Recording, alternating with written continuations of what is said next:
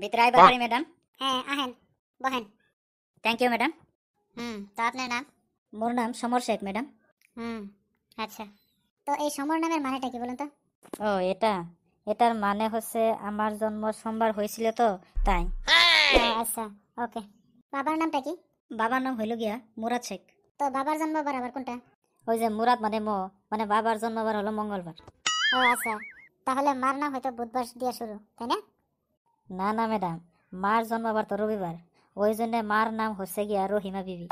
ও আচ্ছা, good good. তো সপ্তাহের বারগুলি তো দেখছি আপনারাই দখল করে রাখছেন। মোটামুটি হ ম্যাডাম, কিন্তু এনে ওটা দুঃখের বিষয় আছে ম্যাডাম। ওটা মনে হইলে পরে রাতে আর ঘুমায় না ম্যাডাম। ও, এত দুঃখ? জি ম্যাডাম। তো এত দুঃখের কারণটা কি শুনি? দুঃখটা ম্যাডাম দাদুর লাগি। তো দাদু আবার কি করলো? দাদুই তো সব শেষ করলো ম্যাডাম। তা কেমনে শেষ করলো দাদু? কেমনে মানে সপ্তাহে 7টা বার, তাই না? হ্যাঁ। তো দাদু সপ্তাহে 7টা বার দিয়াই তার নাম নিয়ে নিছে। তাহলে তো দাদুর নামটা অবশ্যই শুনতে হয়। তো দাদুর নামটা কি শুনি? দাদুর নামটা হচ্ছে গিয়া সমর মরল বিদ্যা বি সু সনিউর রহমান। আরে বাপ রে বাপ, আপনার দাদুর নামের সাথে আমার মাথা পুরাটাই গরম হয়ে গেছে।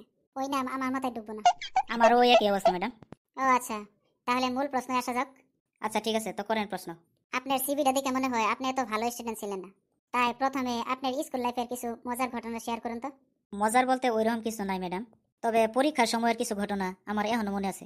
ও আচ্ছা, ওকে, তাহলে ওটাই বলেন শুনি। মানে পরীক্ষার সময়ে স্যারে আমার ঘরে কোয়েশ্চেন পেপার দিছিল, তো আমি ওই কোয়েশ্চেন পেপারে ঠিক কিছুই বুঝতাম না। আবার আমি স্যারকে যে আনসার শিট দিতাম, স্যারেও কিছু বুঝতে পারতো না। আচ্ছা, তাহলে তো আপনি খুব অদ্ভুত ছাত্র ছিলেন। মোটামুটি হ্যাঁ ম্যাডাম। তো পরের প্রশ্নে আসি। আপনি কি জানেন যে শব্দের চাইতে আলো খুব দ্রুত যেতে পারে? জি ম্যাডাম জানি। ও আচ্ছা, গুড গুড। তাহলে আপনি কি ওটার ব্যাখ্যা দিতে পারবেন যে শব্দের চাইতে আলোর দ্রুতিটা বেশি কেন হয়? জি ম্যাডাম, ওটা খুবই সিম্পল ব্যাপার ম্যাডাম। ওটা আসলে সত্যি যে শব্দর চাইতে আলোর স্পিডটা বেশি। তার কারণ আলোর কোনো কাজ থাকে না, তাই জলদি জলদি এসে যায়, কিন্তু শব্দই সবাইকে শুনিয়ে শুনিয়ে আসতে হয়, তাই শব্দ আসতে দেরি হয়ে যায় ম্যাডাম। আরে বাপ রে বাপ, আপনি এত কিছু জানেন? জি ম্যাডাম। আচ্ছা ঠিক আছে, এবার বলুন তো, কি এমন পাখি যার পাখা থাকা সত্ত্বেও উড়তে পারে না? ওইটা মরা পাখি ম্যাডাম। পাখিটার পাখা এবং আস্ত একটা শরীর থাকা সত্ত্বেও মরা পাখিটা উড়তে পারে না ম্যাডাম। ঠিক আছে। আপনি যে চাকরির ইন্টারভিউটা দিতে এসেছেন তা কেমনে এসেছেন? কেন ম্যাডাম, পা দিয়ে এসেছে। তো আপনার পাটা কোথায় রাখা ছিল? পা তো আমার ঠ্যাঙে লাগানো আছে ম্যাডাম। আরে, পাটা আপনার কিসের উপরে ছিল? পাটা তো আমার স্যান্ডেলের উপরে ছিল ম্যাডাম। ইস, আপনার স্যান্ডেলটা কোথায় ছিল?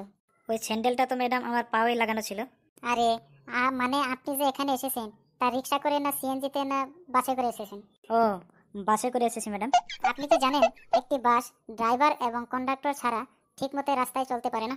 জি ম্যাডাম জানি। তো বলুন তো, ড্রাইভার এবং কন্ডাক্টরের মধ্যে পার্থক্যটা কি? ড্রাইভার এবং কন্ডাক্টরের মধ্যে যথেষ্ট পার্থক্য আছে ম্যাডাম। যেমন কন্ডাক্টর শুয়ে গেলে কোনো লোকে টিকিট কাটতে পারবে না, আর যদি ড্রাইভার শুয়ে পড়ে তাহলে কিন্তু সবারই টিকিট কেটে যাবে ম্যাডাম। এই উত্তর শুনে তো আপনাকে বারবার দিতে হয়। আচ্ছা, আপনি কি প্রেম করেন? জি ম্যাডাম করি। কতদিন যাবত প্রেম করছেন? এই তো 3 বছর হয়ে গেল ম্যাডাম। ও আচ্ছা, তাহলে এবার প্রেম নিয়ে একটি প্রশ্ন করা যাক। হ্যাঁ করেন ম্যাডাম। একটি গার্লফ্রেন্ড তার বয়ফ্রেন্ডের সাথে রোজ একই কাপড় পরে দেখা করে, তো আপনি বলুন তো ওই মেয়েটি একই কাপড় পরে কেন তার বয়ফ্রেন্ডের সাথে দেখা করতে যায়? সম্ভবত মেয়েটি নিতান্তই গরিব ম্যাডাম, যার জন্য অন্য একজোড় কাপড় সে কিনতে পারছিল না। আরে ধুর মশাই, ওটা মেয়েটির অফিস ইউনিফর্ম ছিল। এবার একটি জটিল প্রশ্ন। হ্যাঁ করেন ম্যাডাম। শান্তুর রেডিওটাতে গান চলছিল না, তারপর শান্তু রেডিওটা খুলে দেখলো সেখানে একটা ইঁদুর পরে মরে আছে। তো আপনি বলুন তো, শান্তুর রেডিওতে গানটা চলছিল না কেন? এটা তো খুব সহজ প্রশ্ন ম্যাডাম। গান গাওয়া সিঙ্গারটাই মরে গেছে, তো গানটা গাইবে কে? দিনে দিনে প্রাকৃতিক দুর্যোগের মাত্রাটা অনেক বেড়ে গিয়েছে। ভূমিকম্পও কিন্তু একটি প্রাকৃতিক দুর্যোগ। জি ম্যাডাম। তাহলে বলুন তো, ভূমিকম্পের সময় আমাদের করণীয় কি? জি ম্যাডাম, ওই ভূমিকম্পের সময় আমাদের খুব গুরুত্বপূর্ণ 2টা কাম আছে। ওই কাম দুইটা কি কি বলুন তো? নাম্বার 1, সবার আগে ফেসবুকে স্ট্যাটাস আপডেট দিও। নাম্বার 2, বাইরে বের হয়ে ভিড় জমে থাকা মানুষের সাথে সেলফি তোলো। ও আচ্ছা, বর্তমান সময়ে সব থেকে শক্তিশালী এবং সব থেকে দ্রুত মিডিয়া হচ্ছে সোশ্যাল মিডিয়া, কি বলেন? জি ম্যাডাম। সম্ভবত সোশ্যাল মিডিয়ায় আপনিও অ্যাক্টিভ থাকেন। জি ম্যাডাম। তাহলে বলুন তো, এই সোশ্যাল মিডিয়া থেকে আপনার কি কি অভিজ্ঞতা হয়েছে? জি ম্যাডাম, ওই সোশ্যাল মিডিয়া থেকে একটা কথা খুবই স্পষ্ট বোঝা যায় যে মানুষ প্রেম করে, আবার মানুষের ব্রেকআপও হয়, কিন্তু সাজা ভোগ করে প্রোফাইল পিকচারে। এটা অবশ্য আপনি ঠিক বলছেন। Thank you madam. হুম, আপনার জন্য লাস্ট প্রশ্ন। দেশের গণ্যমান্য ব্যক্তি হোক বা অন্য কিছু হোক, জীবিত অবস্থায় আমরা কিন্তু তার উচিত মূল্য দিতে জানি না। এর কি কিছু বাস্তব অভিজ্ঞতা রয়েছে আপনার? জি ম্যাডাম, ওটা আসলে সত্যি যে জীবিত অবস্থায় তার মূল্য খুবই কম থাকে।